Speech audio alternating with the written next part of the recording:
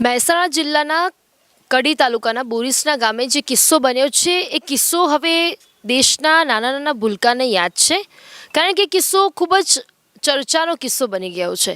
અને સૌથી મોટો સવાલ અહીંયા એ થાય છે કે વિપક્ષના નેતાઓ અહીંયા આવીને સ્થળ મુલાકાત કરી જાય છે, પરંતુ જે સત્તા પક્ષ છે, શિસ્તબદ્ધ પાર્ટી જેને કહીએ છીએ આપણે, સત્તા પક્ષ અહીંના સ્થાનિક જે નેતાઓ છે એ હજી સુધી અહીંયા આંટો મારવા પણ નથી આવ્યા અને જે લોકો છે એમની મુલાકાત લેવા પણ નથી આવ્યા.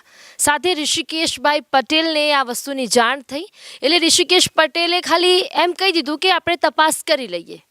તપાસ ક્યારે થશે અને એ આ ગામની મુલાકાત લેશે કે નહીં લે એવું પણ એમની દ્વારા કહેવામાં નથી આવ્યું. પરંતુ માનવતા વિપક્ષના અંદાજને વધારે છે, કારણ કે વિપક્ષ આવીને અહીંયા સ્થળ મુલાકાત લે છે, જે પીડિતો છે એમની મુલાકાત લે છે. વિપક્ષ આમ આદમી પાર્ટીના નેતા Vinodbhai Parmar, Gujarat state president hospital care કમિટીના મેમ્બર આપણી સાથે જોડાયેલા છે. આપણે એમની સાથે ચર્ચા કરીશું. સર, અત્યારે આ બનાવ બન્યો છે કડીના બોરીસના ગામમાં, ખૂબ જ દુઃખદ બનાવ છે, શું કહેવું આપનું? એક તો માનવતાને શર્મસાર કરે ને એ રીતનું આ બધું છે. સૌથી પહેલાં તો અમે ઘણી વખત કહ્યું છે કે આ જે મેડિકલ કેમ્પ થતા હોય છે, કંઈ બી થતું હોય છે, તો એમાં ગવર્મેન્ટ કેવી રીતે પરમિશન આપે છે કે હોસ્પિટલનું કંઈક એવું હોવું જોઈએ કે પેરામીટર કે ભાઈ આ રીતે કેમ્પ કરવાનો છે કે કેમ્પમાં આ રીતે કરવાનું. પણ આ તો સીધું ઉઘાડી લૂંટ જ એ લોકોએ કરી છે કે કેમ્પ કર્યો અને જે લોકોને પ્રોબ્લેમ છે કે નહીં રામ જાણે, એ લોકો જાણે, પણ જે લોકો પાસે આયુષ્યમાન કાર્ડ કે એવું કંઈ હતું ને એ લોકોને જ ત્યાં બોલાયેલા છે અને આયુષ્યમાન કાર્ડવાળાને ત્યાં પેશન્ટને એડમિટ કર્યા છે. અને આયુષ્યમાન કાર્ડમાં તમને કહી દઉં, અમને તો જાણીને નવાઈ લાગે છે કારણ કે યુએન મહેતા કે બીજી કોઈ બી સારી એવી હોસ્પિટલો છે કે એમાં પેશન્ટ એડમિટ હોય તો એના એપ્રુવલમાં 4 ને 5 દિવસ લગાવતા હોય છે. તો આને વિધિન 24 અવર્સમાં કેવી રીતે એપ્રુવલ આપવામાં આવ્યું છે? કારણ કે અમે જ્યાં ગયા છીએ ત્યાં હોસ્પિટલથી થોડા જ આગળ ભાજપનું કાર્યાલય છે સ્થાનિક, બરાબર છે. એટલે આ બધી મિલીભગત છે ગવર્મેન્ટની અને આ હોસ્પિટલો ઘોર બેદરકારી ચાલે છે. આજે અમે જાણ્યું કે મેડિકલ કાઉન્સિલ ઇન્વોલ્વ થયું છે, પણ મેડિકલ કાઉન્સિલનો મતલબ શું થાય છે? કારણ કે મેડિકલ કાઉન્સિલ જે છે, હું મારો પર્સનલ પોતાનો ખુદનો અનુભવ કહું છું કે બધું અણઘડ તંત્ર છે. કોઈ પણ મેં એક કેસ એમને આપ્યો તો સાબિતી પણ આપી હતી, છતાં બી ડૉક્ટરની વિરુદ્ધમાં હતા બધા સબૂતો, છતાં બી ડૉક્ટરને ક્લીન ચીટ આપેલી છે.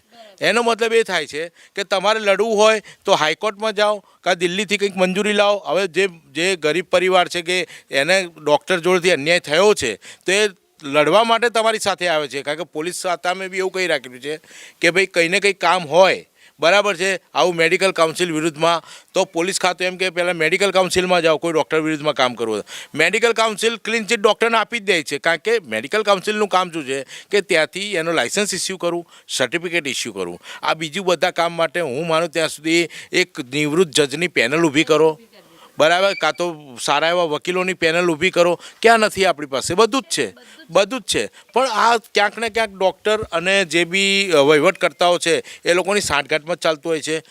હવે આ જે બનાવ બન્યો છે ખ્યાતિ હોસ્પિટલ થ્રુ, અમે ત્યાં વિઝિટમાં જઈને આવ્યા છીએ, ત્યાં જોયું અત્યારે હાલમાં કોઈ સ્ટાફ ત્યાં હાજર નથી. મને પેલી બેનનું આગળ બેન હતા રિસેપ્શનનું, એમને કાર્ડ આપ્યું, મેં કીધું મારે મળવું છે, તો અંદર મને મળવા માટે મોકલ્યા. તો એ લોકો એમ કહે છે કે અમને તો કંઈ ખબર જ નથી. બરાબર, મતલબ એ લોકો હોસ્પિટલ કન્સલ્ટન્ટ માણસો નહોતા, અમે તો કોઈ કામથી અમે આવ્યા હતા અને એમની આગળ મને બેસાડ્યો. એનો મતલબ શું થાય છે કે ક્યાંક ને ક્યાંક ખોટું થઈ ગયું છે, બરાબર, એ સ્વીકારવું જ રહ્યું. કારણ કે 2 વ્યક્તિ એક્સપાયર થઈ ગયા છે, અમુક સિરિયસ છે, બરાબર. એટલે ટૂંકમાં એક તો હોસ્પિટલનો બી અણઘટ વ્યવહાર ગવર્મેન્ટનો છે જ છે, એ ફાઇનલ છે. કારણ કે આજે ભાજપ સરકાર જ્યારે ત્યારે ઇલેક્શન આવે ત્યારે શોર બકોર કરે છે, અમે આ આપીશું તે આપીશું, ફલાણું ઠીકણું પૂછડું, બધી સેવાઓ ત્યાં રાજસ્થાનમાં 450 રૂપિયા બાટલો આપે છે, બરાબર. મહારાષ્ટ્રમાં 1200-1500 કે 3000 રૂપિયાની બહેનોને લાણી કરે છે. તો ગુજરાતી બહેનોએ શું ગુનો કર્યો છે? 25-30 વર્ષથી તમારું શાસન છે, ગુજરાતી મહિલાઓને શું આપ્યું તમે?